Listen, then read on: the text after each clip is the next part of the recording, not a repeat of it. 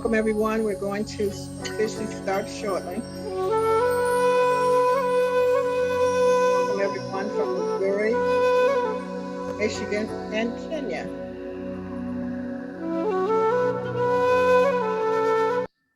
We always begin with our disclaimers.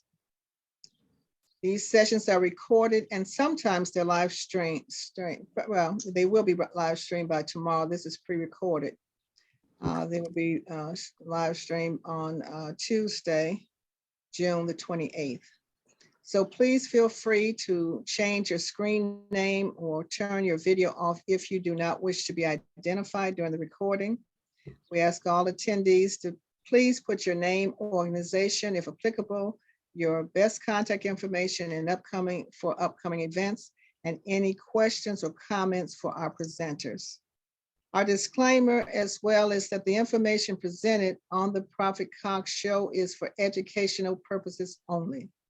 Information presented is not intended to serve as a substitute for diagnosis, treatment, or advice from a qualified licensed medical professional. Any treatment choices or protocols that you consider should be discussed with your physician or other licensed medical professional of choice. Also, just as a note, in this space, we believe in informed consent. We would like to welcome everyone to the Prophet Cox Let's Talk, Let's Heal show. This pre-recorded program will be aired on Tuesday, June the 28th at 11 a.m. Eastern Standard Time. And this Prophet Cox Let's Talk show, Let's Talk, Let's Heal show is a humanitarian enterprise in association with the Unity Health Network Node, Safe Healthy Spaces Kansas, LLC.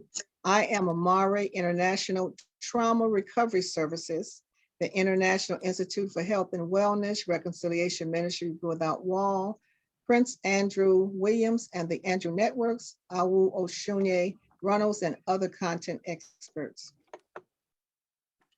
We want to give a special thanks and shout out to Prince Andrew and the Andrew Networks and the PARXTC Export Trading Company, which develops and influences and coordinates strategic alliance outcomes for tribes, nations, non-governmental organizations, agencies, businesses, projects, communities of people and individuals throughout the AFC, FTIA, and globally. And so Prince Andrew's information is on the screen if you're interested in learning more about the work he does and contacting him. We invite you each and every week to take a day, take this day, take the day to heal from the lies you've been told and the ones you've told yourself. And we always like to do a quote from one of our ancestors, who in this case is Dr. Maya Angelou. I am Prophet Anyanu Cox. I am a licensed registered nurse with over 40 years of experience specializing in mental health, complementary, alternative, and integrative therapies, addiction, trauma, death and dying, and life transition support.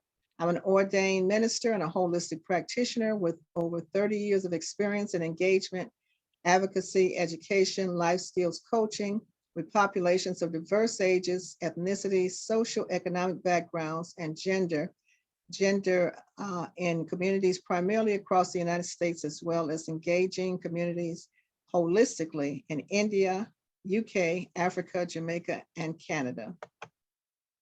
And so what we'd like to do each and every week is to take an affirmation. These affirmations come from a book by Queen Afua. It's called What Would You Do to Heal Planet Earth, Volume 1, Treasures That She Gathered.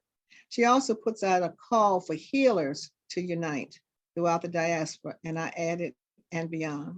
So these are planetary healing affirmations. There's a list of them here. I will go through and read them quickly, but as you look over the affirmations, decide one that you would like to do daily. Our whole theme here is around health and wellness, optimal health in mind, body, and spirit, and for healthier life for all life forms on the planet. So we began, the first says, may we collectively heal our planet by healing ourselves, one to another. May we spread love, serenity, and wellness to all our planetary sisters and brothers.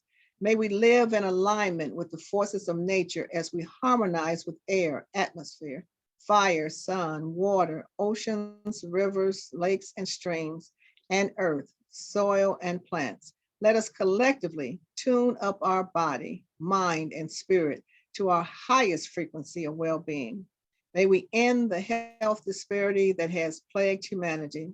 May we claim our freedom now from all social, economic, relationship, physical, emotional, psychological, and spiritual disease. May we align ourselves in oneness with the natural, bountiful, beautiful tapestry of creation.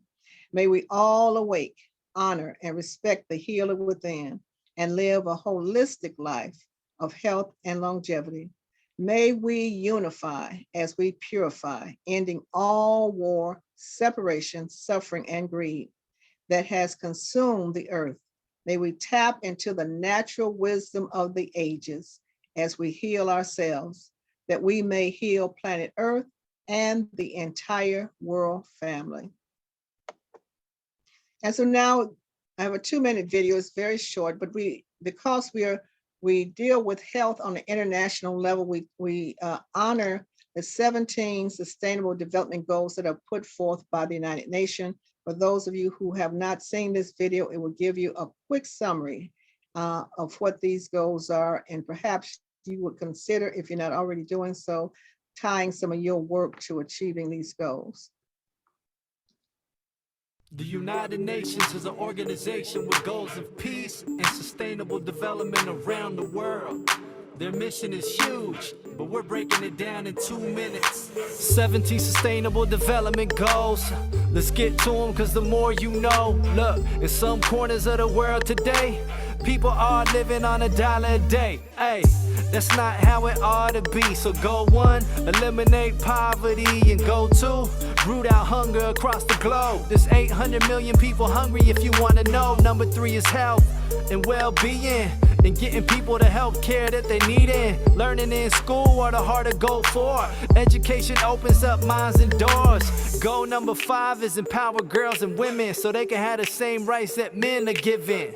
Number 6, people need water that's clean. Poor sanitation can spread disease. Carbon-free energy is goal number 7, and how to achieve it is a question that's pressing. But if we put our minds together and work hard, we can find a solution, I'm guessing. 17 sustainable development goals to improve life all around the globe. Protecting human health and the environment. Whatever bed we make, we gon' have to lie in it. 17 sustainable development goals to improve life all around the globe. Protecting human health and the environment. Whatever bed we make, we gon' have to lie in it. Now imagine that you work all day for no pay. Economic growth and decent work is goal 8. Goal number 9 is to foster innovation in infrastructure and industrialization. Goal number 10, inequality reduction. 11 is sustainable city construction. 12, well, that's sustainable consumption, so what we use matches up with production. Goal 13 calls for urgent action to combat climate change, cause we know it's happening. 14, protect life under seas. 15, protect life on land. Goal 16 is for peace and justice all over the planet. They're in high demand. And the final goal, number 17, is the critical factor, the heart of the machine. It's to strengthen the way we achieve these goals of sustainable development around the globe. Yo, 17 sustainable development goals to improve life all around the globe. Protecting human health and the environment. Whatever bed we make, we gon' have to lie in it. 17 sustainable development goals to improve life all around the globe. Protecting human health and the environment. Whatever bed we make, we gon' have to lie in it. Whatever bed we make, we're going to have to lie in it. And of course, as a species, the human race of people, we have not done a good job of making a bed that's healthy for all involved.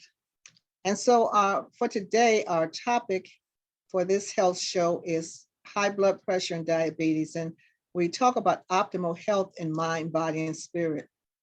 The theme today is powerful natural help for diabetes and high blood pressure. So blood pressure, what is it? Blood pressure is the pressure of blood pushing against the walls of your arteries. Arteries carry blood from your heart to other parts of your body. Your blood pressure normally rises and falls throughout the day. So if you a person that takes your own blood pressure up, and you should periodically, especially when you reach kind of a certain age, is that to see what is it? Because sometimes when you go to the doctor, they have a new syndrome. I think they call it white coat, that when you get to the doctor's office, sometimes it's higher than it is normally. So there's a picture there. When the heart pumps blood through the arteries, the blood puts pressure on the artery. This is known as the blood pressure. And so high blood pressure usually develops over time. It doesn't have to, but in our society and with the way we live and eat and that kind of thing, it usually does. It can happen because of unhealthy lifestyle choices, such as not getting enough regular physical activity. Certain health conditions, such as diabetes, obesity, can also increase the risk of developing high blood pressure. Again, it says can increase the risk. It doesn't have to. High blood pressure can also happen during pregnancy. And so it shows a picture here of hypertension, what the normal vessel should look like, what happens when it gets damaged. High blood pressure can affect the kidneys, the heart, cause a heart attack, as well as the brain in the form of a stroke. And so in terms of the Sustainable Development Goals for this particular platform and programming, we focus on good health and well-being, which is the sustainable goal number 3. So now I actually have 2 videos. One is kind of long. I would like for you to, for yourself, I would say, for your family, for others that you know, try to hang in here with the one. It's almost an hour, and actually I may end it early because the one that's only a few minutes, about 6 minutes long, actually talks about the issue with blood pressure meds, which is something I think that if you're not concerned about, someone in your family may be concerned about. So we're hoping that whatever you learn here, that you're able to share it with others. Following the 2 videos, we're going to then have a discussion. So those of you who are here, either if you have high blood pressure, if you don't have high blood pressure, if you have family members, we're going to have a discussion about your thoughts about what the doctor covers in the video. And also, Dr. David DeRose is a medical doctor. You know, I'm really big on alternative and natural therapies, but he's not a natural therapist or a naturopath. He's not a aromatherapist. He is a medical doctor. He just happens to believe that it's possible to manage high blood pressure and diabetes without meds, if possible. Joining us, whether it's virtually or here in our house in Fort Wayne, Indiana, because we're speaking. Can you hear that? That's a little low, isn't it? 30 days. Is that a little low for everybody? And high blood pressure control. It's very an low. Exciting journey. We're glad that you're here with us. Okay, let me put that up a little bit. Yeah, if you can't hear it, make sure you let me know. It probably kind of interrupts the recording, but that's okay. Okay, let's try that again. And as we begin, I want to talk with you, well, just about something that may be on your minds. It may not be on the front of your mind, but maybe somewhere in the recesses of your minds. And I know about this because it's something that I've dealt with for many years. Hello, is that better for everyone? Let me illustrate it for you this way. Sandra Ned. Okay, thank you. I see your thumbs up. All was very, very quiet in the DeRose household. I was just a little boy, 8 or 10 years of age at the time. And when I was sure that everybody was asleep in the house, I slipped out of my bed. I made my way across the bedroom and then into the hallway. You see, I had one single destination in mind, and that was the kitchen of the DeRose household. And so that particular night, as I walked then down the stairs, came down to the main floor of the house, I made my way very slowly to the kitchen. There was a single object of my desire, a large metal canister, a cookie jar. And so it was. I walked over to that cookie jar. Now, I don't know if any of you have ever dealt with a metal cookie jar, but if you have, you've got to be very careful if you're going to sneak inside. So very carefully, I lifted the lid off the jar. I reached in. David, what are you doing in the cookie jar? It was Mom. She had caught me in the cookie jar. And she gave me a message that went something like this. David, don't you know eating cookies in the middle of the night is not good for you? Now, I didn't realize it at the time, but a connection was developing in my brain. Tastes good, bad for me. Now, in that very same DeRose household, I had two very loving parents. By the way, by all indications, they still are two very loving parents. They now live in Florida. But at the time we were living together, of course, me being a young man, young boy, I guess would be more properly the designation, and they wanted me to grow up strong and healthy. Now, you could say at this point in my life that's a dangerous thing to admit, but that was their goal. And one of the things that Mom and Dad would put in front of me,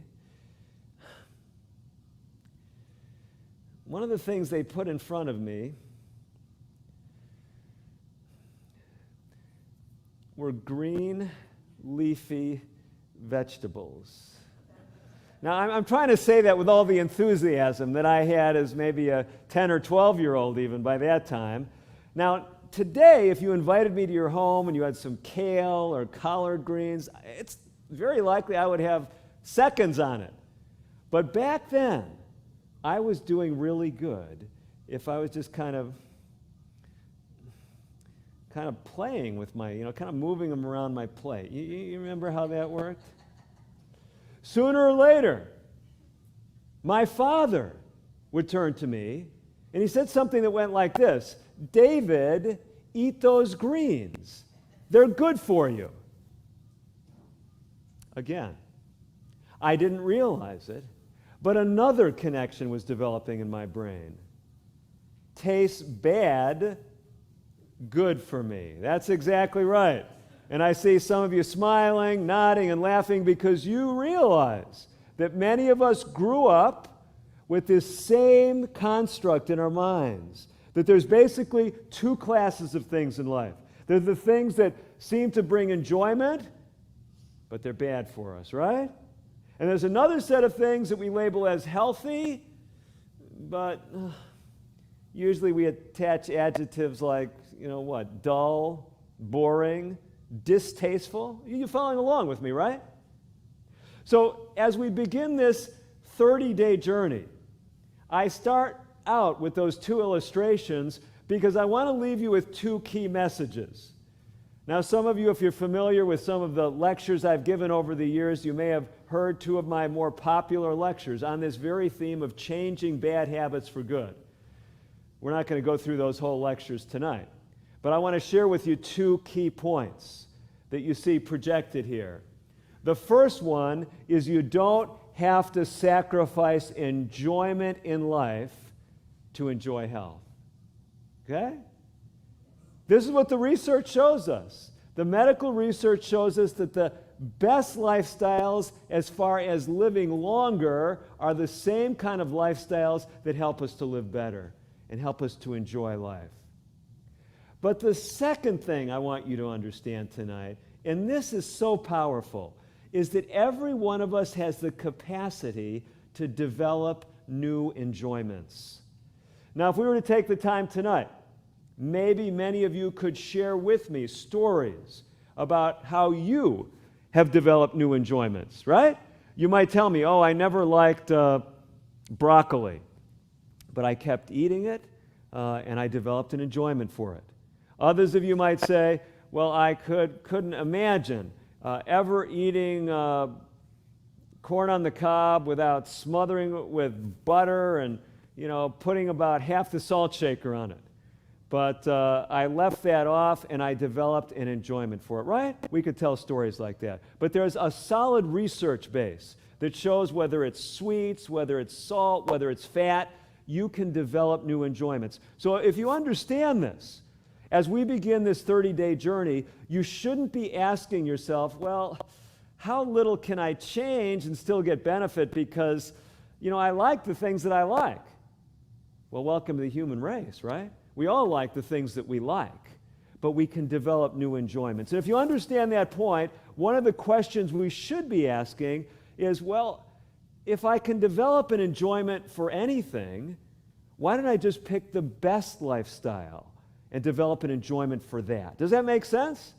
So that's what we're going to try to do. We're going to try in this program to give you some keys for the very best ways of living. And you say, well, that's all well and good, but how do we know what to change, right? I mean, it seems like there's so many voices today. Some people are saying, oh, you should do this. You hear one study that says, oh, well, this is good for you, and the next day it says, well, this is going to cause your early demise, right? And so a lot of people are challenged today. What is really going to work for us? Well, in this series that we're focusing on high blood pressure and diabetes, we're going to draw from a book that I had the privilege of co-authoring with a couple of other health professionals. It's called 30 Days to Natural Blood Pressure Control. Dr. Greg Steinke and nurse practitioner Trudy Lee and I co-authored this book back in 2016, so about 5 years ago now. This book has been demonstrated to be a powerful, life-changing book. I was just looking the other day on Amazon. It's consistently in the top-selling blood pressure books on Amazon, over 800 reviews. And we've actually studied people who've used this book and related videos that went along with it that we had back in 2016. I'll tell you a little bit more about that in a few minutes. We found that some powerful things happened with people's blood pressures.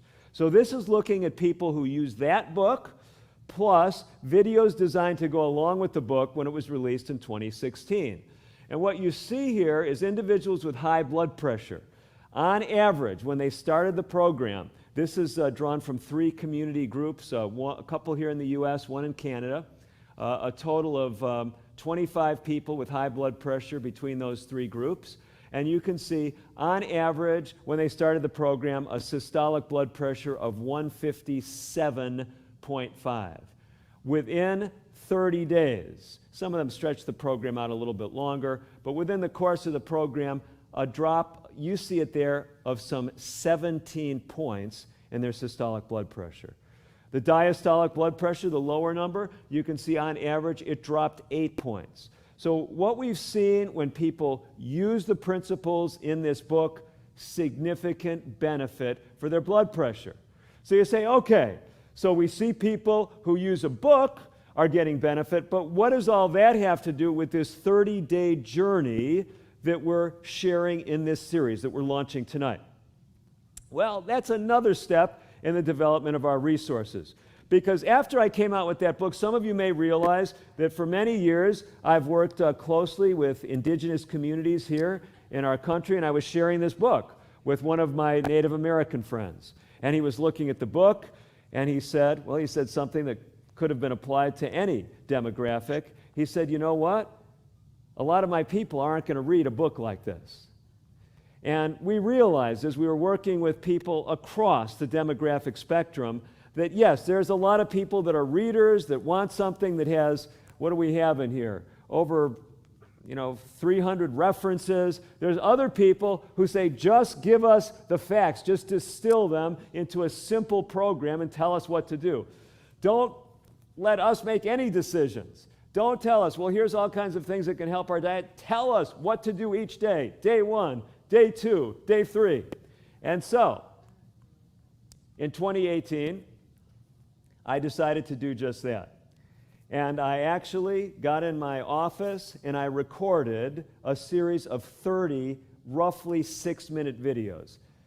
I say roughly, some of the videos are a bit shorter, some a bit longer, but if you actually average out the length of the videos, it comes out, each one, just less than 6 minutes. So there's these 30 videos. They've been out on YouTube since, like I said, 2018. Some 10,000 or more individuals have used them, distinct individuals. Many of them have watched, of course, more than one of them. So this is a huge segment of the population, but it's enough that we've been seeing people having results. So you can't just take a program based on a book and some very structured videos. The original videos were anywhere from 30 to 60 minutes long. People would come in group settings and watch them. You can't just say, well, that if you're using the same principles, put it into 6-minute bites on a daily basis, and it's going to have the same results, right? If you've ever done medical research, or if you just think about it, you say, well, that's not equivalent. You may be talking about the same program, but you've got to look at the results of this new intervention. Now, I can't tell you that we've done a scientific study, but we've been hearing from people who've put these principles into effect over the last 3 years since this video series came out, and we're going to introduce you to one of those people right now. Before we do, I want to tell you just some simple mechanics about where we're headed with the program, and then you're going to hear some exciting stories.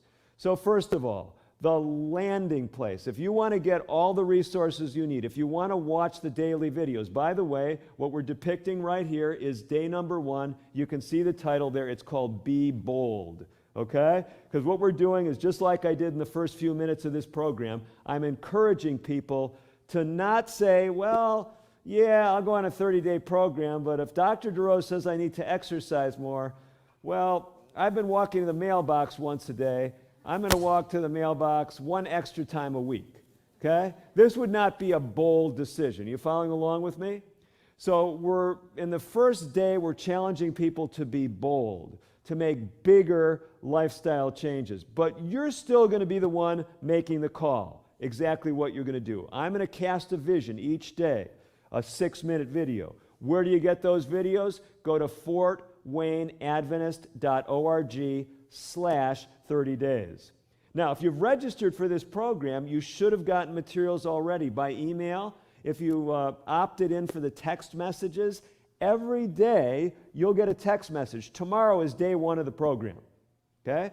So Sunday, October 17th is day 1. You are supposed to watch this 6-minute video, okay? That is your assignment. So if you want to be a faithful student in this 30-day journey, you will watch that 6-minute video. And it's going to challenge you. It's going to be pretty simple. It's just going to challenge you as we go into this program together. We want you to be bold, okay? We want you to say, hey, I can make some big changes and I can stick with them. Being bold for one person might be very different than someone else, right? Someone who's eating, let's say, 5 pounds of chocolate a day. A bold decision might be to cut back to just 5 Snickers bars, okay? You're following along. So be bold is just trying to get you in a mindset of not just slacking off, really getting the mileage that you can out of this program. Okay? So with that background, I want to introduce you to Opal Barrett. Opal Barrett is someone you'll find learned about the 30-day video program. Remember, this program that we're going to use together has been out since 2018, and Opal is one of the people that actually heard about it. I had never met Opal until about a week ago when I interviewed her. Some of you know I have a weekly radio show, so this interview is part of a radio show segment. You'll actually hear me introduce the segment. I think the particular cut we have, I may even be introducing the radio show. It's called American Indian and Alaska Native Living. That's the radio show that I've hosted for about 20 years. And so Opal was my guest on that show. So it's a pre-recorded show. Her segment has not yet aired, but because of the special nature of this program, we have gone ahead and we've pre-released it. So it's about a 15-minute segment. We're not going to show it all tonight. I think we've cut it down to about 9 minutes for you. And she's going to tell you about what this 30-day program that we're about to launch tomorrow did for her. Okay? We're going to go and listen to Opal and me talking together right now. I actually had the opportunity. Hello, I am Dr. person. David DeRose, and we are so excited that you're joining us today. We're speaking about a life-changing program, something that can make a difference for you and for those you love. It's called 30 Days to Natural Diabetes and High Blood Pressure Control. It's an absolutely free online program. And some of you have perhaps heard of the program before. It's something that I developed some years ago, but we're putting a great spotlight on it today because we've got an amazing guest. Opal Barrett, so good to have you with us on today's edition of the show. Thank you. Glad to be here. Opal, you are someone who has some very personal connection with this program. Before we talk about that, tell us a little bit about your health background. Did you have either diabetes or high blood pressure? When I went to my doctor in June of this year for my regular checkup, she said that I had prediabetes and that I had my blood pressure was 185 over 110. And so she put me on medication. Yeah, she was afraid I was going to have a stroke because I'm 68 years old. No, I mean, that's a significant elevation of blood pressure. I mean, the higher the blood pressure is, you're exactly right, the greater the risk of things like stroke and heart attack. And at 185 over 110, that'll raise, I think, about every doctor's eyebrows.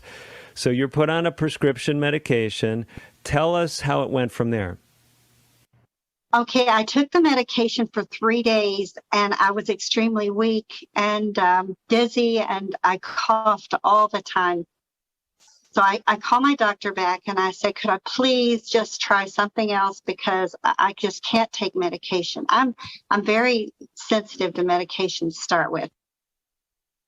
Okay, so you asked her to help you get off medication. Did that have much traction with her, or did she kind of double down or change the medicine? What did she do? No, she asked me, could she change the medication? And I really didn't want to do that. I told her that I would work really hard to try, if I could just make a lifestyle change or something. And she was hesitant.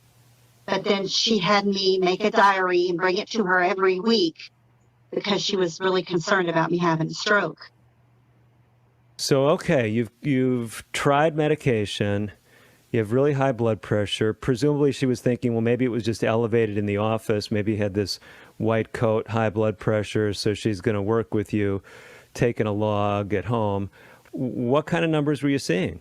My blood pressure at home was normally around 152 over 90. It stayed pretty much like that. If I drove the car or if I was doing any shopping, it would go up to 180, 170. It was just, I was in pretty big trouble. Wow. So you've got significant high blood pressure. It's not really coming down with what you're doing. Then you hear about the program that we put together some years ago called 30 Days to Natural Diabetes and High Blood Pressure Control. It's a free program online. So tell me about something that comes to your mind that was different than you were doing that the videos challenged you to do.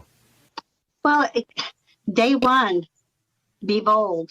I considered my condition and I decided that day that I would give up sugar and excess salt.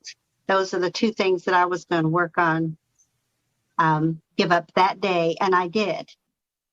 Wow, you're a fast learner.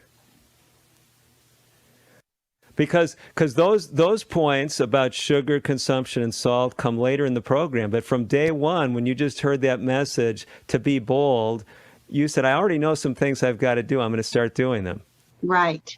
So how was that? Well, I still craved the sugar.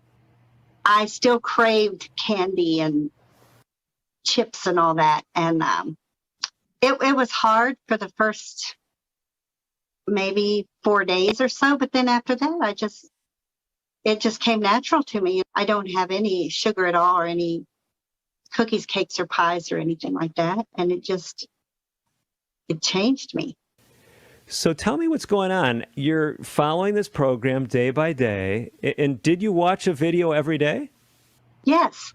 And you did it for the whole 30 days? Yes, I did. And I cut my caffeine on day 6. Okay. And I had a splitting headache for 3 days. And you're still talking with me.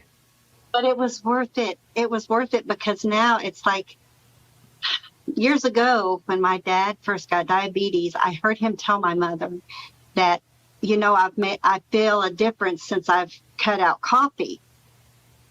And I was a real coffee drinker. I mean, my husband was a truck driver, so we drank a lot of coffee. But those first 3 days was a little rough, but I made it through it, and I'm the better for it. So what were you seeing? What was going on with your blood pressure as you're going on this 30-day journey? Okay, it just gradually started going down. Like I said, it was normally 152 over 90. My first, actually like 3 days, I noticed it go down to 140, and I'm like, no, that's not right. And I had to keep rechecking because I check it 3 times a day. And I was so excited. I called my doctor and I said, I'm down already. But yeah, it was a significant change just in the 3 or 4 days. It was just, I couldn't get over it. You go through the whole program, and you started it back, you said, in June of 2021. Okay, and now here we are in October of 2021. Mm-hmm. Are you still following some of the principles in the program? Oh, yeah. Yes, I am, because like I said, it's made such a big difference. I just want to keep doing more. And then when I started the day, I think it was day 3 to start moving. I wasn't really working a lot then, but I started walking 5 minutes out and 5 minutes back. And I thought, well, that's not much, but I started small. And I did that every day. And now I'm up to 20 minutes out, 20 minutes back. And I feel great. Wonderful. What are you seeing with your blood pressure? Where are you at these days? Oh, my goodness. My blood pressure is 118 over 76. Normally, sometimes my bottom number is lower, but I'm staying right at 118. That is fantastic. I know. My doctor's so impressed. And I didn't mean to lose weight. I didn't go into this to lose weight, but I was 182 pounds in June, and now I'm 158. Wow. So that's like 25 pounds. You've just given me a makeover, that's all. Well, this is exciting, and I'm so glad, Opal, that you've been willing to share your story. Let me just ask you one last question. There's a lot of folks right now in October of 2021, they're considering going on this 30-day journey as part of a group program we're offering to people throughout the country, throughout the world even. Would you discourage some people from doing it? Is this just like a program that only certain people should be on? How would you advise people? No, this is for everyone and every age. It's just amazing. I love the short videos. They're short, to the point. And if you stick with this, you're going to be so amazed. You're going to love yourself again. You're going to feel better. You're going to be more productive and be happier.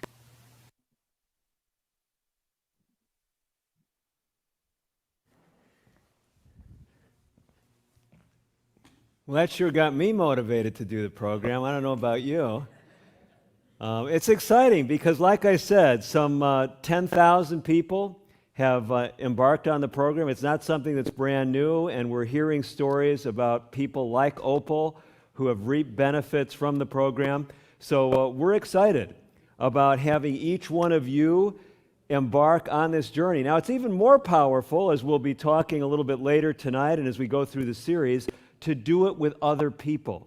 So Opal was doing it on her own, but there's an advantage of coming together, whether you're joining us as a virtual part of our virtual community or whether you're here in person, not only here in Fort Wayne, but I know there's other sites throughout the country, some other places, even throughout the world, who've expressed interest in using this 4 4-night series. So it's 4 consecutive Saturday nights that we're delivering this as we walk through a 30-day program.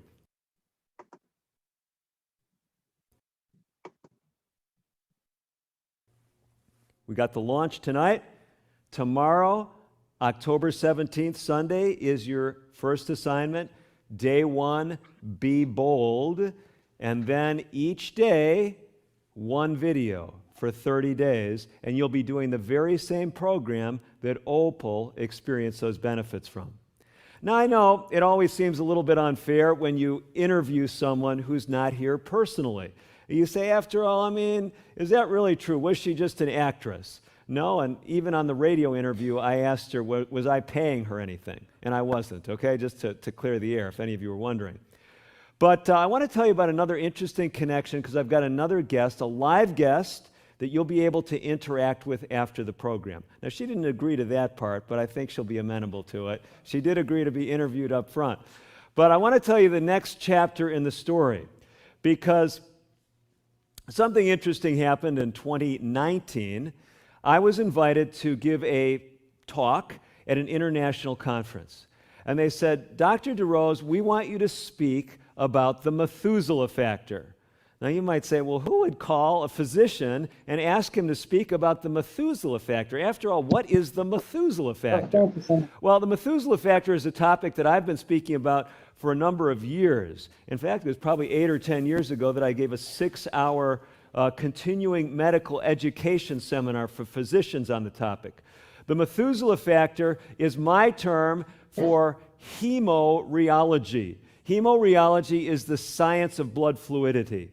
And in 2019, I came out with this book called The Methuselah Factor, and I had actually written the first 12 chapters, or at least an outline of the first 12 chapters, probably 5 or 6 years ago. Of course, I updated it and added some other information when the book actually came out, but I didn't have the last part. The last part of the book, I wanted to have the practical ways you could improve your blood fluidity. So the first 12 or 13 chapters in this book talk about if you improve your blood fluidity, you help your blood pressure, you lower your risk of heart disease, you decrease your risk of blindness, you improve physical performance, you improve mental performance. So that's the first 12 chapters. We go through 12 different things that improve when you improve your blood fluidity, your circulatory health.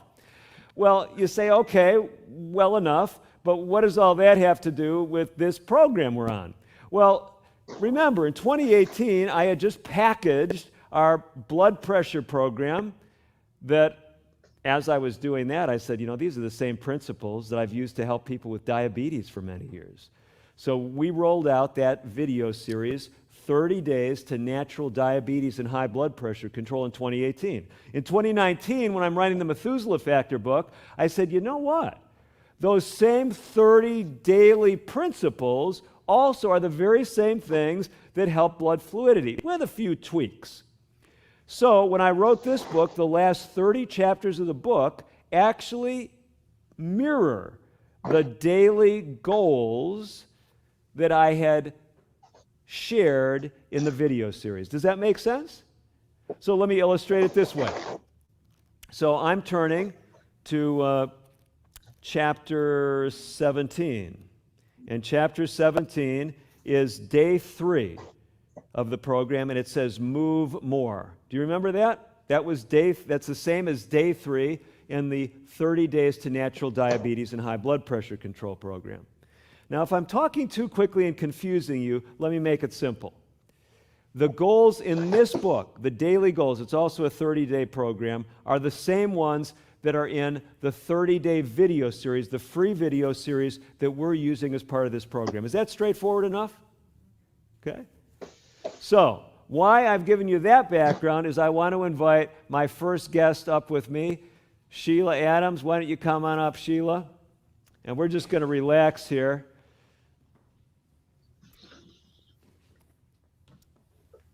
Have a seat right there, Sheila. Thanks so much for being willing to join me here today. No problem. Now, Sheila, this book that I'm talking about tonight is not a strange title to you, is it? No, it's not. Tell me why that's the case. Well, a couple of years, well, it wasn't even a couple of years ago. It started in 2019. I had a scan, and it was a cardiology scan. and I had markers for developing heart disease. So I went to my regular physician, where she said, well, maybe I'm gonna send you to the cardiologist. So she put me on, to the cardiologist, and I talked to him for a little bit, and he said, you need to change your life. My blood pressure was sky high. It was probably, maybe not as high as hers, maybe 160 over 110. Okay. When I started. So I went home they gave me all the literature and stuff, and I took it home, and then I went online to see if I could find a book to help me with diet and to help me with lowering my blood pressure and getting off of the medication. And that's when I came across your book. Okay.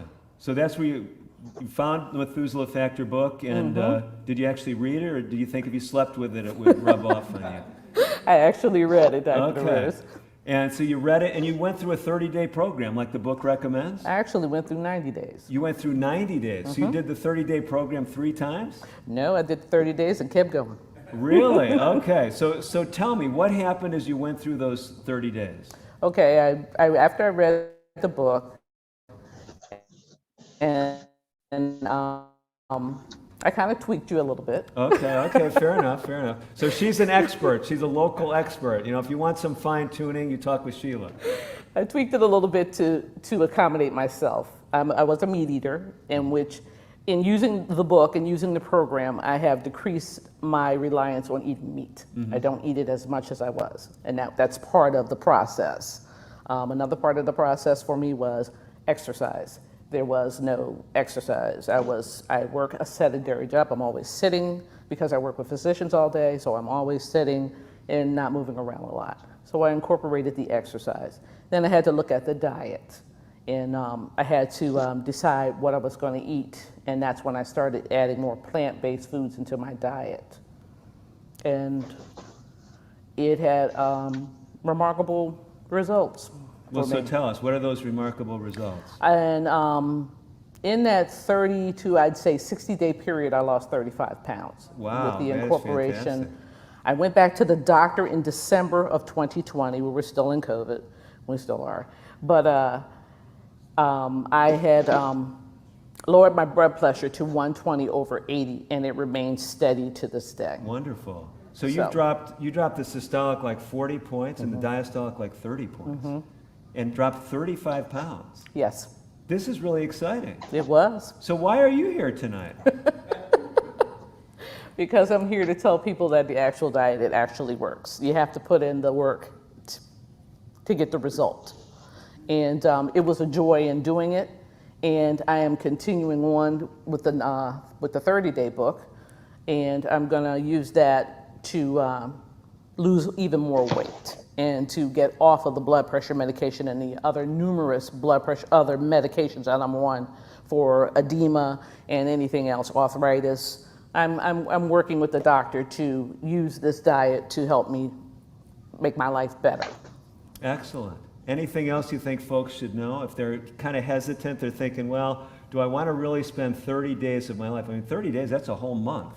Do you think it's really worth it? It's worth it if you love yourself and you're concerned about your health. It's something. It's positive. It's good for you to do. Sheila, you're an inspiration. I wouldn't say all that, but Okay, thanks so much for coming up with us. Okay. Thank you.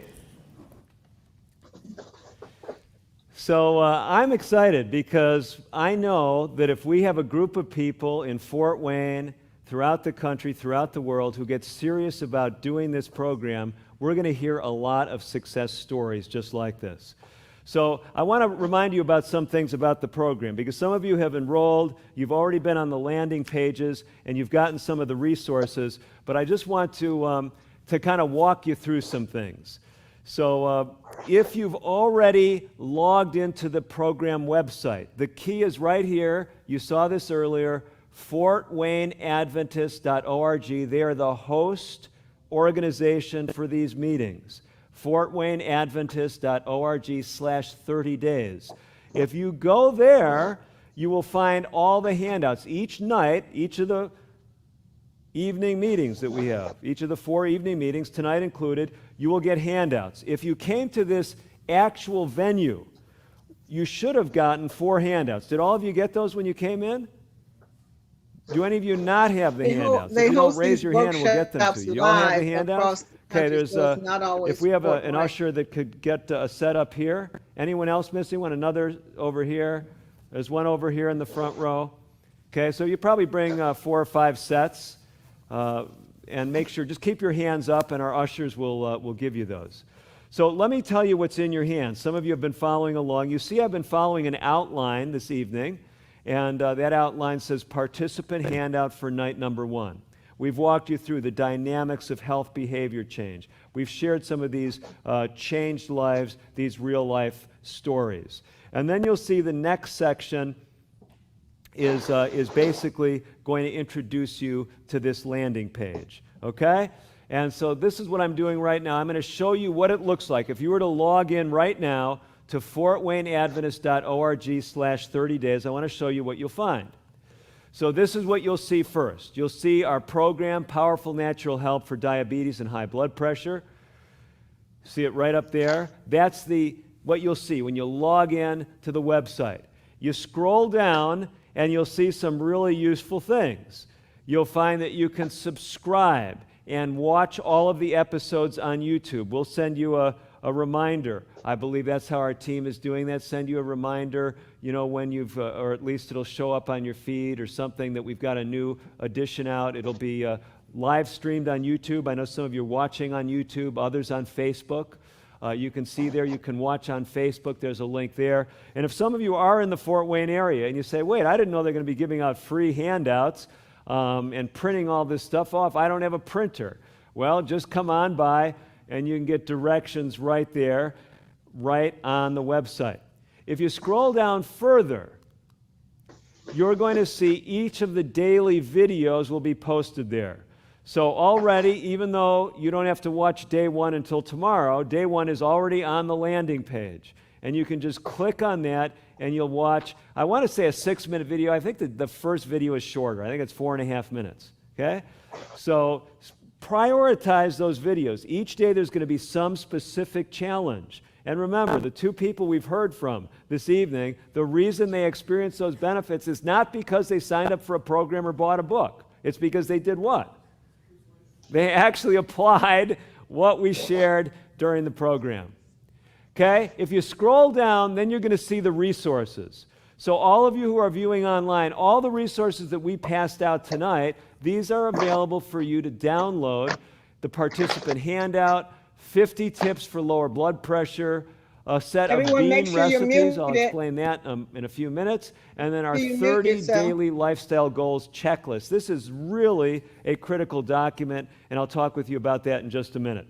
So let's walk you through a few rules for the program, some ground rules. So the first one is an educational versus a treatment program. This is an educational program. So even though I'm a physician, you're not in a group treatment program. We're not going to be measuring your blood pressure here. Don't send me your blood pressures from home and say, Dr. DeRose, should I cut my medicine down? We want you working with your providers, okay? It's very important. The program is powerful. You've heard about it, okay? So if you're taking medicine for blood sugar or blood pressure, you need to be communicating with your provider, or at least with the office staff, okay? Say, I'm making some changes. I'm going to be monitoring my numbers. Keep them abreast because you very well could need some adjustments in your medications, perhaps as early as the first week. So just keep that in mind. But don't do that on your own. So make sure your medical providers are aware. Now let's talk about that key handout. That's figure 15. That's one that we've provided for you free of charge. It looks like this. If you're in the audience, it looks like this. We're projecting it right now. Figure 15. We say, well, that's a weird number. This is night number 1. Why not call it figure 1? Well, it happens to be figure 15 from the book, The Methuselah Factor, okay? So we've just given you one of the key tables in the book for free. All of you have that in hand, or you can download it. And as you go through that figure, it's going to go through the daily goals. Now, I told you we tweaked the 30-day video program just a little bit for this book. And I'm going to go to day 1 in the book, and I'm going to tell you what the title of day 1 is. It says, Be Bold, Call the Bank. Now, some of you are saying, now, wait a minute. I thought this was a free program. Why has he got me calling my bank? Okay? Well, I am not having you call your bank to make a withdrawal. In this book, The Methuselah Factor, we do share some other things beside what we're going to be talking about in this series. One of the things we talk about is the value of being a regular blood donor. And so the challenge for the first day, be bold, really you don't have to do anything. We're just challenging you with a mindset. But individuals who are reading the book, we're saying also at least call a blood bank. Find out where a blood bank is so you're at least thinking about donating blood. But as you go through this table, you're going to see it summarizes the things you're watching in the videos. That first day is a little bit of an exception because you won't hear anything about blood donation in day one of the video series. Okay? If there's a few things that are confusing, we're going to get to some questions and answers here before too long, but let me move on. So this is your spreadsheet, if you will. And what you're going to do, let me just illustrate it. You heard Opal talking about day 3. What you'll see here, if you look under day 3, it says get blank minutes of exercise per day/week. You say, what does that mean? I'm challenging you to do more with exercise. You set the goal. Did you hear what Opal did? She said, I was walking 5 minutes out and 5 minutes back, right? How many minutes is that? 10 minutes. So she would have written in there, get 10 minutes of exercise per day. And then that was on day 3. You see day 3 in that first column, and then she would check that off. Does that make sense? And then each day thereafter, she's going to still stick with her exercise goal. So every day when I give you a challenge, you continue that practice for the 30 days. So it's not just you exercise one day in the 30. You say, during the course of these 30 days, I'm going to exercise so many minutes per day or so many minutes per week, and then you're going to keep track of that from day to day. That's why we've given you that free table. I want you to bring these tables back with you. If you're in another setting where a group is meeting together, bring this back with you next week, because this is going to be one of the things we're going to talk about. How did you do? Okay? We're not going to force anyone to speak. I'm not going to call you up front unless you give me permission to do that, okay? If you're having a good experience and you want to share it, we might have you up for one of the interviews. Do you see how that works? Clear enough? Okay, let's move on. Access your daily videos. Remember, that's easy to do. If you get the text messages tomorrow, you will get a text message saying, here's Dr. DeRose, day number 1, and you can just click on it and watch the video. If you don't have it set up that way, go to the landing page. There's the landing page again, fortwayneadventist.org/30 days. Now you say, well, wait, you threw some other things up here. What are you doing there? Well, if you are tuning in today and you're saying, this is amazing, I wish I had a group just like you have in Fort Wayne. Or you're saying, I'd love to have some of my neighbors come to my home next week, watch this live and interact with you live. Well, if that's your interest, you can go to the leaders section. It's very similar, 30 days -leaders instead of just 30 days. So it's fortwayneadventist.org. And we'll have the resources there for you to run the program, actually to work with us as a remote site. So that's another opportunity you've got. And if any of you still in this room or any of you tuning in, you're not registered. Important to register because then you can get those reminders. Then you can get emails sent out to you with the resources as well. That's timelesshealinginsights.org. So that's where you register, timelesshealinginsights.org. By the way, send that link to your friends. Have them join the program. This video is being archived. So if someone missed tonight's presentation, they can watch it tomorrow or the next day and jump right in to the 30-day program. Now, the next point I want to make is pairing up with a partner. You heard from Opal, you heard from Sheila, and as I heard their stories, they both did it on their own. The program works on your own, but if you have a partner and if you work with a group, even better. So we're going to challenge you. We're not going to force you, but we're going to challenge every one of you watching to find a partner. You say, I'm just sitting at home watching this video, or I just came here alone tonight. Well, if you're here in person, don't leave without making a friend, okay? Because what we find if you connect with someone else, all we're asking you to do, this partner, you're just going to touch base with them once a week, okay? Sometime during the next week, you're going to tell them about something you did that has to do with the program, or maybe something you're struggling with. You're saying, boy, Dr. DeRose said I need to exercise more, but I'm already exercising, 2 minutes a day. How can I really do any more? Is there anything else I could do? And the partner might say, well, have you ever thought about doing 3 minutes a day? And you could say, wow, what an amazing idea. I would have never thought of that without a partner. Well, hopefully they'll be more insightful than that. You get the point, right? Okay. Why meet weekly? A number of reasons why you may want to meet weekly. You may want to discuss some of the other free resources we have on my YouTube channel, Compass Health Consulting. If you really like the Methuselah factor idea and you say, I don't even know why I'm here, I don't have high blood pressure or diabetes, if you jump on there and watch, go to the playlist for Methuselah factor, we have a free video that goes along with every one of the first 12 chapters of this book. So why would you want to do the things in this program? If you don't have high blood pressure or diabetes, that's a great resource, and your partner may have viewed something and share it with you. Do you need help linking up with a traveling companion? You may not be here tonight. You say, I'm just watching alone. I don't know anyone who's going through the program. In fact, all of my friends have said, I want nothing to do with you. Well, we've got a friend for you. He's someone who has the last name of DeRose. And it's not David, that's me. It's not Sonia, that's my wife. But our son, Victor, he is willing to help connect you. Victor is a business major, kind of an entrepreneurial guy. He does better holding devices than I do. And he'll also do better with connecting you with a partner than I will, okay? So victor.derose@yahoo.com. If you're viewing this program and you say, hey, I'm in France. By the way, we have a number of people in France who said they wanted to take part in this. If you're in France and you're looking for a partner, we've got a number of people in the Paris area who've said they're doing the program. Reach out to Victor, and he can help connect you with someone who is registered for this program in France. Now, there's not a guarantee that someone's going to be in your backyard, but Victor will work with you to try to connect you with someone locally. Fair enough? Here's another reason to meet weekly. And that's because sometimes we hit bumps in the road, and here in these evening meetings, we're here to answer your questions. I'm just going to be honest with you. We're going to take some questions tonight. We have folks who are watching live, putting questions in through the chat. If you have questions about anything I've said tonight or things I haven't said, you should have an index card. If you've got an index card, just raise your hand if you've written a question. We've got ushers who will pick that up for you and take your questions.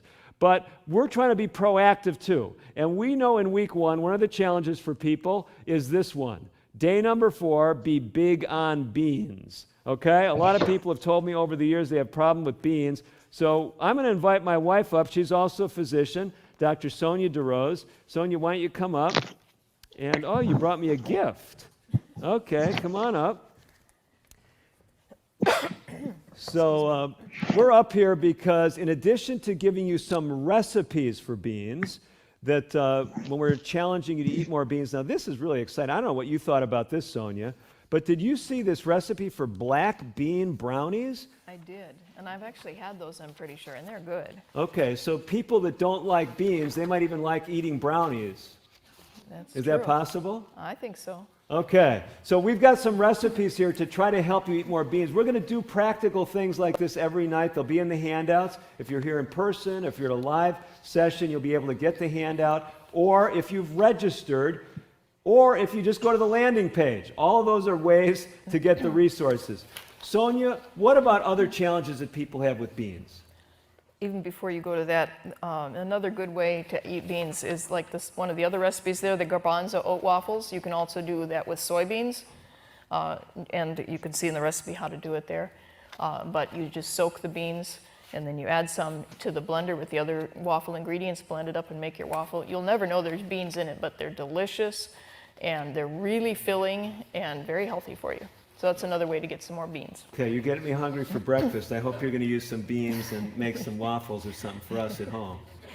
Well, we'll see what happens. Okay, fair enough. So what about some other pointers with beans? What other challenges do people have and other things you can help them with? Well, some people say, I don't like beans because they give me too much gas or flatulence, however you want to say it, or I just don't like how they taste, or they just don't know how to fix them.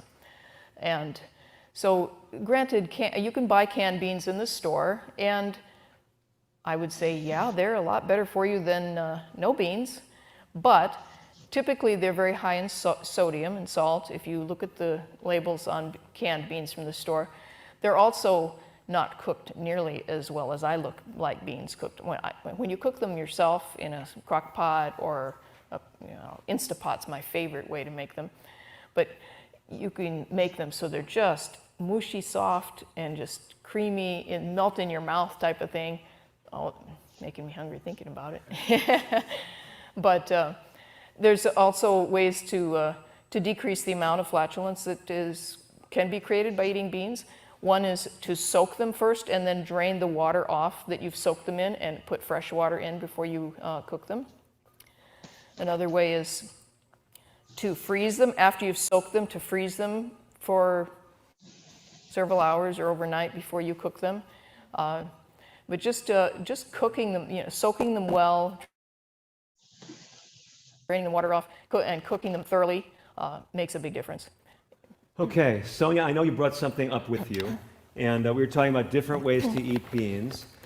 And we have a video interview. If you go to my Compass Health Consulting YouTube channel, you'll see that we've got an interview with a fellow by the name of Steve Wohlberg, who runs a sprouting course. But you can catch some of the pointers there in about a 15 or 20-minute video for free. But you got something to illustrate sprouting for us? Well, we actually watched, you did a radio show actually with Steve Wohlberg, and I had made sprouts before, but typically like alfalfa sprouts. I had never sprouted beans before, and so we thought we'd try it. And lentils are one of the easiest ones to sprout, and he talks about that on his, Steve Wohlberg talks about that on his video, so I thought, I'm going to try that. And so I'm sure you've all seen lentils. This is half a bag, because some are part of the bag. But it's a very super simple thing to do. You can just take like a peanut butter jar. You want preferably a jar that has about as wide a top as the rest of it, because it's going to swell and fill it, and you'll have a hard time getting them out once they're become microgreens if you don't. So you take a half a cup of lentils, put them in here. You know how if you're working with any dry bean, you sort through them and rinse them 3 times just to get dust and dirt and whatever off. And then you just fill the jar up with water and let it sit overnight, or at least 5 or 6 hours, whatever. Overnight's the easiest thing. Then in the morning, you drain the water off. You can just take the lid kind of like this and drain it over the sink. And then you just let it sit with a lid. Usually I just use either a paper towel or a little bit bigger lid. I know they have fancy jars with lids with holes in them. You can order online the lids they're not that expensive, but I've never gotten around to ordering any. These just soaked since this morning. Now, is this the same amount? This is the same amount. So this is a half cup and this was a half cup, but this just soaked since this morning. So you can see there's, they're more than doubled in size already. So then every day, or twice a day actually, you just put water in and drain it off again immediately. So just rinse. Make sure, so you're just rinsing it twice a day. And then you just, like I said, I like a peanut butter lid from a bigger peanut butter jar or something bigger just to lay on top. You don't want it screwed shut tight because it needs some air. Like I said, you can use just anything flat to lay on top of it. Twice a day you rinse it. Within 2 or 3 days, you'll start to see little sprouts, tiny little sprouts starting. If I had prepared well enough in advance, I would have done it last week, which I planned to, but I forgot, so forgive me. And I could have brought sprouts to show you. That's what my intention was. But maybe next week. We'll see if we can pull it off. Except I won't be here, but you'll have to bring them. Okay. But anyway, so in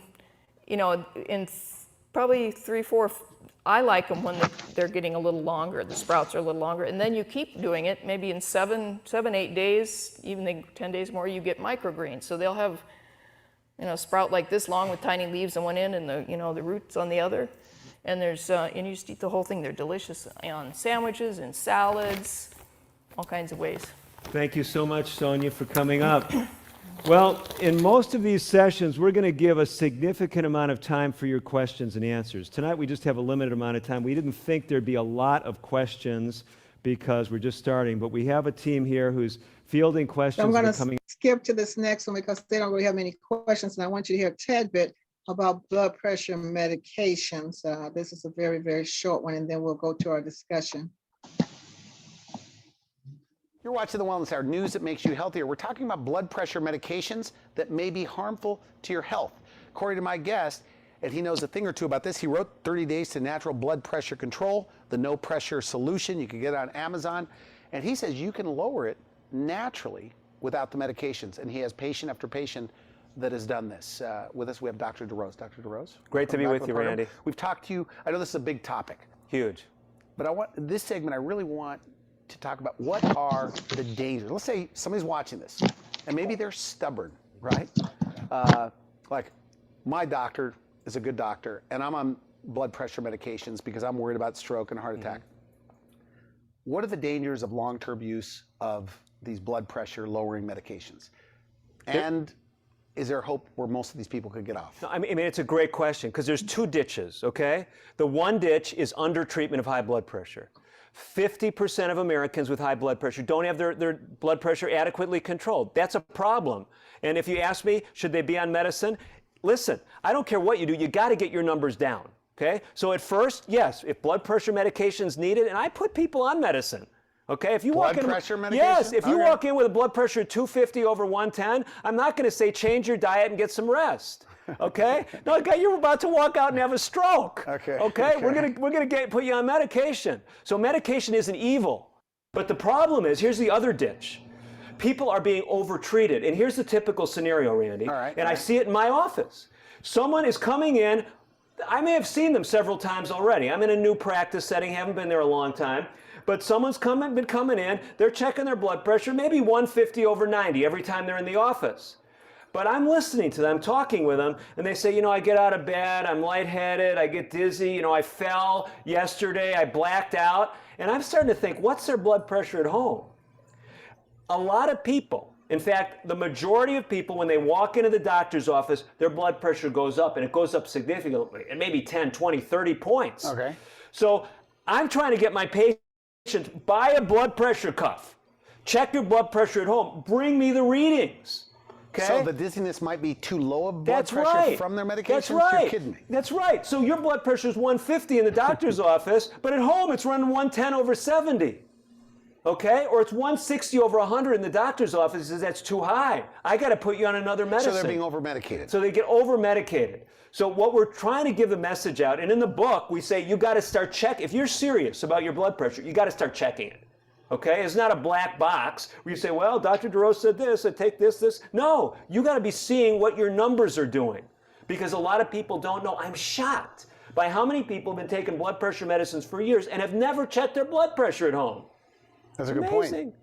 So so everybody should, and these things are inexpensive. I mean, you can buy them under $20. They're inexpensive. We've got a website in the book, independent, objective research testing on blood pressure cuffs, continuously updated. You can go there. How much are they, by the way? I said $20, but I think I mean, $50. You know, $50. it just depends where you're buying them. Yeah, but the point is, you don't have to spend, you know, hundreds of dollars to get a decent blood pressure monitor. And how often should you check it? Well, if you're changing your lifestyle, we're recommending you check it 3 times a day. But I'm happy. I just had a patient in the office this week. They said, how many times do I check it? I said, I'd be happy. And they're not checking it at all. I said, I'd be happy if you came in with 5 to 7 readings a week.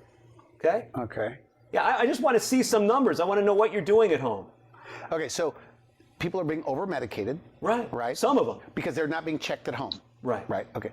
What about the people that, because you say, I don't want to put words in your mouth, but when I looked, because it's not age related. I thought it was age related, but my age was tied to this thing where I should be. But it was about, I thought it said 130 over 85 was good or something like that. Well, let me deepen the plot. But you're saying that's too high. Let me deepen the plot. Okay, because what the data shows is the lowest risk of heart attack and stroke comes when you get your systolic down to about 110, naturally. But here's the high catch. number, right? That's the high number. Okay. But here's the catch.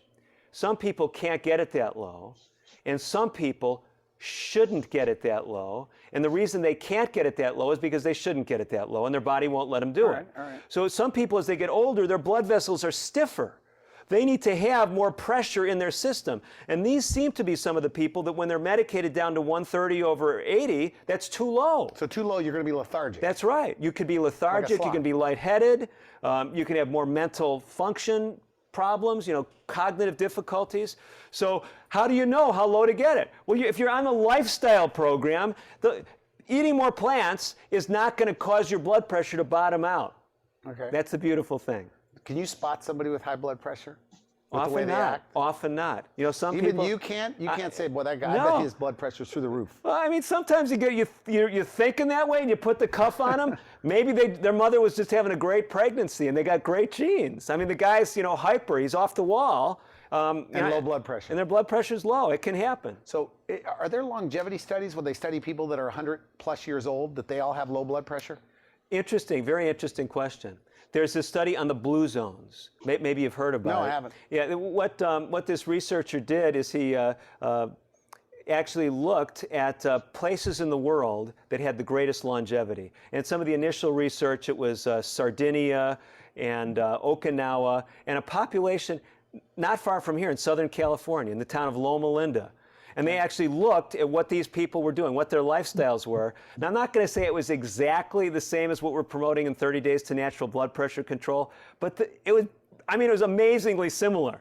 And so really, exactly what we're talking about in the book is a time-tested thing. We're not, this isn't some newfangled thing. Yeah, there's some new data on supplements and all, but it's eating more plant foods. It's being socially connected. It's controlling stress. We have a component in the book on spirituality. I mean, some people have said, actually, you may have heard the name Harold Koenig. He leads a spirituality center at Duke University. Harold actually endorsed the book and said, he thinks the most powerful chapter in the book is that one on spirituality. Other people have said, why did you put that in the book? But it's because it's this holistic approach. So really, you look at these elements, Sardinia, Okinawa, Loma Linda, they're addressing these things, and it's lowering their blood pressure, it's lowering their risk of heart attack, lowering the risk of cancer. Comprehensive program, it really Naturally. works. It works, yeah, it's natural stuff. Okay, good. I want to thank you for coming to the show. It's great. Great stuff. Great to be with you. Thanks, Randy. You've been watching The Wellness Hour. I'm Randy Alvarez for now. I wish you good health. Okay, so that was the videos. Thank you for hanging in there. And because there was a lot of good information there, we wanted to offer this today. High blood pressure, diabetes is a problem all over the world. And so we want to take a look at that and see what can be done. He shared quite a bit. It also gives you some websites that you can go to. And so there's no excuses. His products, his program is free, which I think is amazing. There are a lot of videos. I happen to have the opportunity to go to and I'm not Seventh-day Adventist, but there's a church here in, was it here or was it in, yeah, it's here in Wichita, Kansas. And they had him come in. And so we had an opportunity to go there.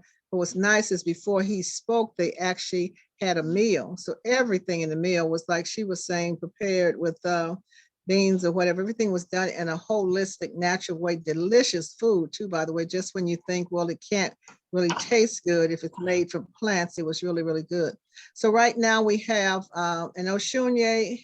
I will, Reynolds, can you turn your camera on? We were going to have a bit of a discussion. I have my essential oils book here as well, but let me start by, if everyone would introduce themselves. We have four people on. I'm on here twice. And I've already introduced myself. If you'll introduce yourself and say maybe any comments on the videos that you saw. Who wants to go first?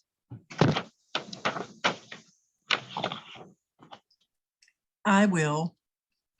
This is. Okay, are you able to turn your camera on? No. No, thank you. No, it's not an offer. You're one of the speakers. So you can turn your camera on, that'd be great. I shouldn't put it that way because we are recording. But anyway, just Right. if you can, well, we can go to someone else and give you an opportunity just so that the Oshunye, Awu Oshunye Reynolds, we're both co-founders of the International Institute for Health and Wellness. And so we do several holistic practices that actually does help with stress management, which she mentioned can be a contributor to high blood pressure. So we have Reiki and essential oils and yoga, healing touch, sound medicine, meditation, breath work, sacred rituals, which people do all over the world, and even more. I have some pictures here of myself. He mentioned, yes, 30 days. So each day in the book, I also have the book. Everyone is invited to do something each day, and one has to do with managing your weight. Now, I did not start dropping weight because of that. It's just one of those things I was praying to do, because as I moved around in some of my activities and some of the volunteer work that I do, I found that, say for instance, when I went to Black Wall Street in Tulsa, and it was an amazing, amazing experience to go there, as well as to the Bible Museum in Washington, but then I couldn't keep up with everybody. And so I was lingering behind, or I was in a cart or something, but I was still not able to keep up. My cart was in the way as we navigated through the museum. So anyway, it was beneficial for me. At this point, I've been able to drop 119.2 pounds. And so those are some pictures. I like the one on the bottom where I was at the National Press Club in Washington, D.C. And so I was at the mic and they would take some pictures. The other, let's see, where am I at? This is a wonderful party here. We're in a backyard, beautiful, beautiful place. And we had a queen mother from Ghana. And then also, I think this may have been, this was in Tulsa, Oklahoma, I believe. So just having an opportunity to be able to maneuver around, I hope at some point to be able to go to Africa again. And we have on iPhone, can you unmute? A guest from Kenya. Are you able to unmute?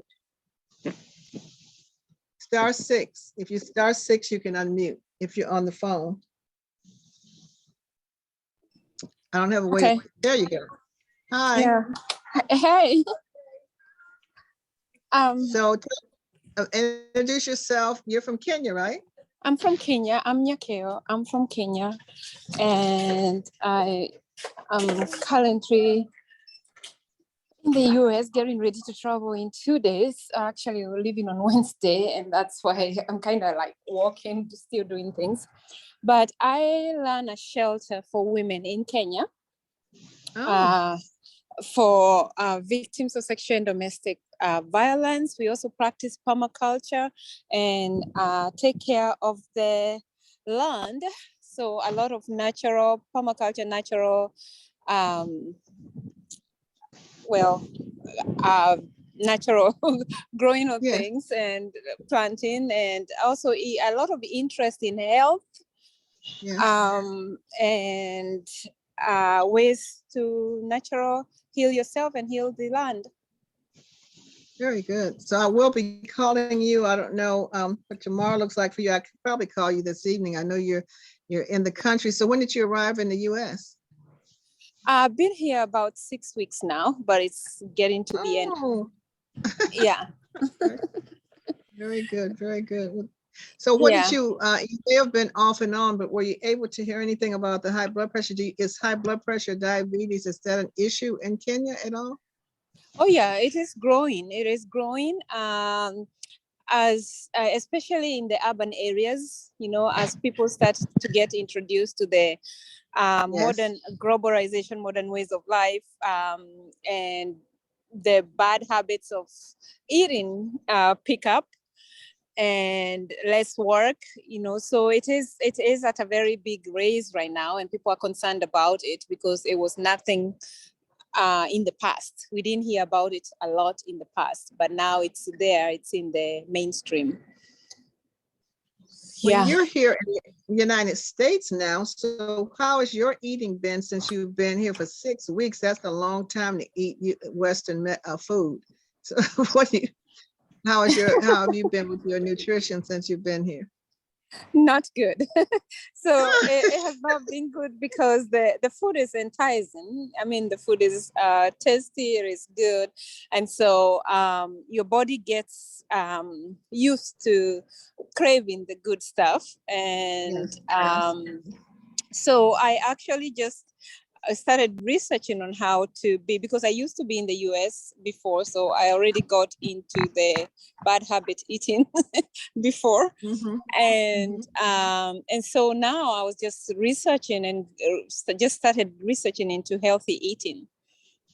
And that's something now that I can introduce the people at the shelter. We don't have that issue. I mean, everybody seems to, because for one, we don't have a lot of money to have the extras, but but all around, you know, family, friends around have big issues. So I think natural eating is something that I want to take back. And obviously I ran into something that's called like the caveman eating, you know, and I keep thinking, why did we ever move from it? So, well, one thing for us as people of African descent, we were not in caves. So we'll talk about nutrition. I mean, I'll give you a call. Yeah, because we're not looking at the caveman diet either, because we were not in caves. right. That was in Europe. Okay. So we'll talk more, because Africa has the, you know, many people thought of it as the Garden of Eden, but yeah. Let me ask you, because we'll be off in about probably another 15, 20 minutes. Are you available after that, or is tomorrow evening better? I think tomorrow evening might be better. Afternoon. Okay, it may actually be. Yeah. Okay, I'll get Yeah. with you, and but you sent me a text. Send me a text, and then I'll have the spelling of your name and all that. It's so good that you were able to be on here for a period of time. Looks like the entire time. So let's go to Sandra Shanae, my longtime friend from nursing school. Are you able to? Go ahead.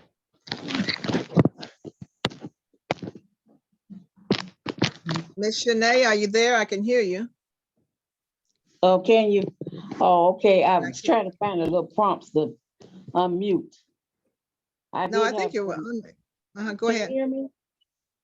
Were you able to watch any of it? I know you had internet problems, so. I did have some internet problems, and I did hear the beginning of Dr. DeRoss presentation, and then the last portion of it, and then this 4-minute videotape. And what I'd like to remark on, that is so important that we do know what our numbers are, whether we're diabetic, checking our blood sugar, or we're hypertensive, because the doctors tend to over-medicate you based on what they see in the office.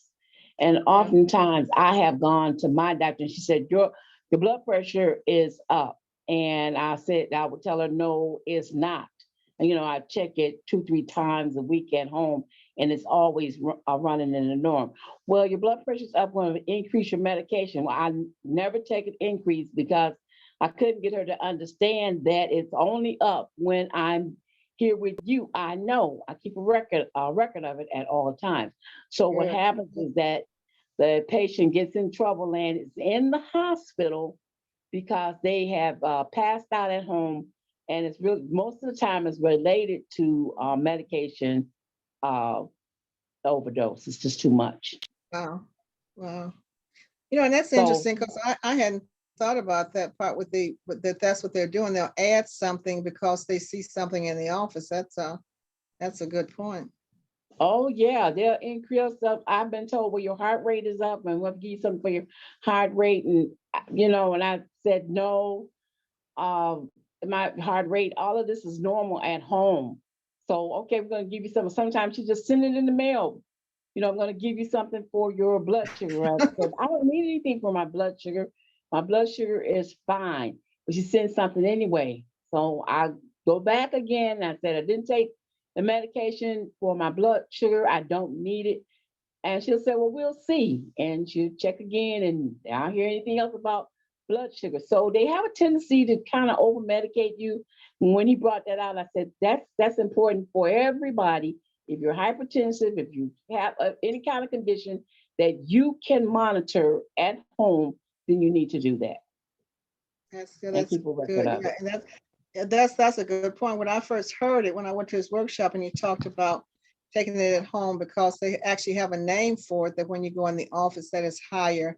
And years ago when I went to the white coat, yes, that just being in the doctor's office and seeing the coat and probably everything else, the needles and gloves and all that, that's enough to and run then sometimes anything. it's the stress of getting there, traffic, parking, walking, you know, it's a lot of things that come into play.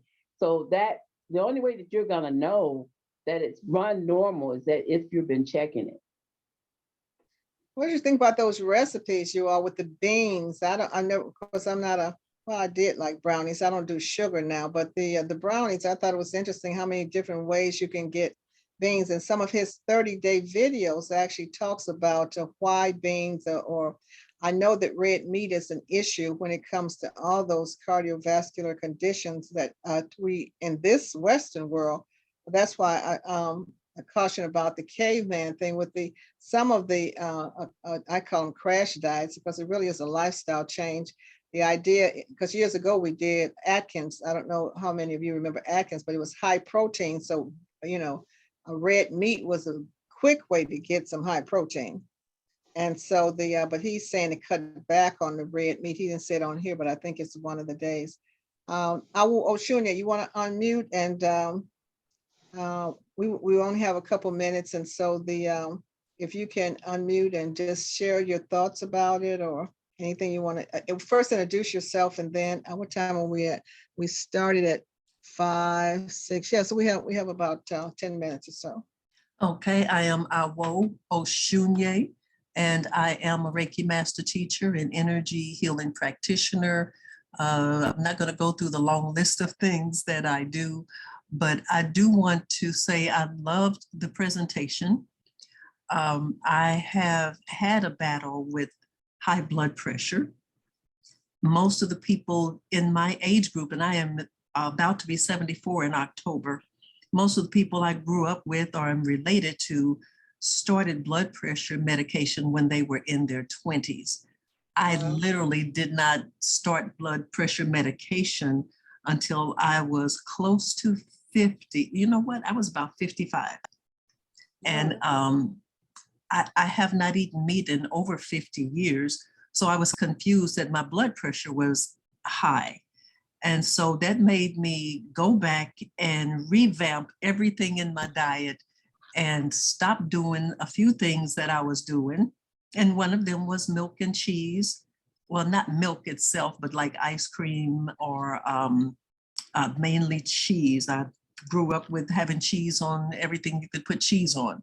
So I immediately stopped doing that because I had a situation where I knew my blood pressure was high because I was dizzy, I had headaches, and I was home alone. And I took my blood pressure and it was 220 over, I think it was like 120 over something. Wow. So I had to quickly make a decision. Do I call 911? Do I call one of my children or do I drive myself? And so I figured if I called anybody, it would take them time to get to me and get up out of bed or wherever. So I'm also a yoga practitioner. I've been teaching yoga since I was like 21. So I just used what I knew and I kept myself calm, did my deep breathing and drove myself very calmly to the ER. And when they took my blood pressure, the nurse asked who brought me. I said, well, I drove myself, and she was shocked. Wow. So reluctantly, I did take their blood pressure medication. So I liked what he said. If somebody comes to him and their blood pressure is super high, he's going to have them take some blood pressure medication, get it in control first. So I knew I had to get it under control, and I did that. And I realized at that time that I had not done my exercises like I used to. So I went back to doing my exercises, cut out those few things that I know was causing the problem, and the rest is downhill. My blood pressure is normal, and I don't have any other problems other than a back injury. So I can testify to what he's talking about is absolutely wonderful and on target. I did not like doing the charts and all that stuff and keeping up with it like a lot of people do. I don't have to have that, but I know some people need that and they should use that if they need that to help them stay in sync with whatever their plan is. My plan was to not have blood pressure medication, so I didn't need to keep charts and all that stuff. I like living better than I like the things that was causing my problems. So Thank you so much. He is really awesome. It was good. Thank you so much to everyone. My grandmother lived to be 107. And when she turned 100, they interviewed her and asked her how she lived so long. And her first thing is stay off medicine. So that became one of my goals. And so it's not really true. There's some truth to the DNA thing, but what they discovered, like when they say it runs in your family, that really that our DNA can change even in our lifetime. So I don't know if that's what happened with me. When I watched my parents, I noticed certain behaviors. I didn't know about epigenetics and stress-induced conditions back then, but I can see it now because I'm 72 now, and last year was the first year and I have a blood pressure cuff that I registered as having high blood pressure, and I was under a lot of stress last year. I call it the year from hell. So there was a lot of stress, lightheaded when I was driving, passed out in the post office and all of that. And the trying to stick with my grandmother's advice to stay off medicines, what I do is I use natural therapies. And so my big deal became, and I did a disclaimer at the beginning of this program to say, don't try this at home. So make sure you talk to your health professional. But what I did, I found that clove and lavender were two things that worked very well for me. I'm looking at my my book because I love, we both do, Shunya and I both do natural holistic therapies. Sandra Nett, who's also a registered nurse, retired registered nurse, also does some of these. We all have our favorites. And so in here, when they talk about high blood pressure, well, before I get to the essential oils, my father who did and his father who did both wound up with extremely high blood pressures, to the point that my father, the doctors were so concerned by his blood pressure that they were afraid to put him on a treadmill or anything to do any tests. So while they were trying to decide what they could even use as a measurement, he went home and began to take what his great grandfather did. Well, maybe it was his grandfather, not his great grandfather, but his grandfather, my great grandfather, and his traditional remedy in terms of African centered, and he's also half Native American, as he had 2 whole garlics chopped up, put in a bottle of vinegar, let it sit for 5 to 7 days in a cool, dark place, and he would take, he said, a swig a day. So when he started doing that and went back to the doctors, they said, whatever you're doing, keep doing it. So when his father got to the point he couldn't even go up some steps, his blood pressure so high, he put him on the same thing, and neither of them ever had to go on medicine. So that was their remedy. Diabetes, my mother was diabetic after stopped smoking, and she started drinking I don't want to call a name on live streaming, but the soda pop in the funny shaped bottle that's brown, and it has a twin of a different name, so whatever that is. But so she would have that every single day. It's her way to get away from the nicotine. She had that bit of caffeine pop. And so I watched her, and next thing you know, she was diabetic. They couldn't balance her blood sugar. They sent her home trying to balance, couldn't get it balanced. And so her uncle told my father to get some peach tree leaves and then to give her a tea. I was talking to someone the other day, and I hadn't looked at the peach tree leaves in a while because they said they have peach trees everywhere. But what happens? The leaves fall to the ground, they rot, they fertilize the soil, and then some more grows. But now that we both, when I went and looked it up the other day for them, they decided they would start collecting it. That would be something worth selling. And I said, yeah, because we looked it up, and sure enough, it's out there. It's an ancient remedy from China, peach tree leaves. He also did some type of water in glass bottles, blue, cobalt blue glass bottles, and I don't know what else he did, but that's what balanced her blood sugar. So some of these old ancient ways, which I'm interested in Africa, that some of these traditional herbs and things that have helped our ancestors seem to have known those things. Cinnamon, clove. I like clove for when it's kind of relaxing. It's also good for pain. So I'm looking on here for recommendations in terms of blood pressure when it comes to herbal things. And so they have clove, and they have lavender, they have marjoram, they have cypress, cinnamon. It also helps with blood sugar. It's been even the National Institute of Health and some of these other researchers have discovered that. So there's all kinds, super B, so B vitamins, and mega cal, so calcium and magnesium, and these are all things that actually help with. So there are all kinds of things. There's no shortage of what we can use to begin to move away from. Now, the piece that was mentioned, and we all know, is that there are foods that just are so good and they're so delicious, and yet they are deadly. And so it's like, what do we do? We won't do that today in terms of talking about the gut, but we think that it's like something we have to have. But the reality is we have some critters in our gut that are supposed to be there, and they will decide sometimes what you eat, because they will send a signal up to the brain, up the vagus nerve to the brain saying, feed me. Just when you think, well, I gotta have it, it's not really you having to have it. It's because we have different sets of bacteria, viruses, microorganisms in our gut, and they feed on certain kinds of things. And if you overfeed them, they will destroy the microorganisms that help to boost your immune system, help to strengthen your body. And so indirectly, they're responsible for some of these as well. At least they're a contributor to it. So with that, I want to thank everyone.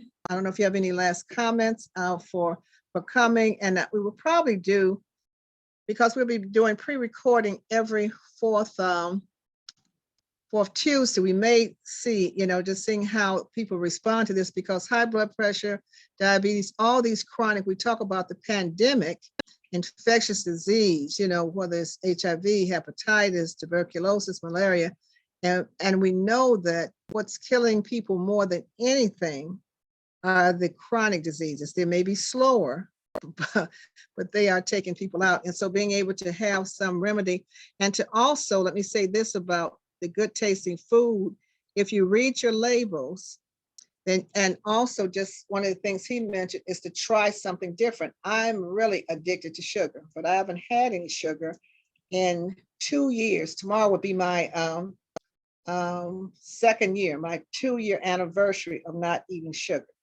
Congratulations. Thank you so much. My carbohydrates is fruit. And contrary to what one of my grandchildren thinks, it's not like 10 apples a day. It is 2 pieces of fruit.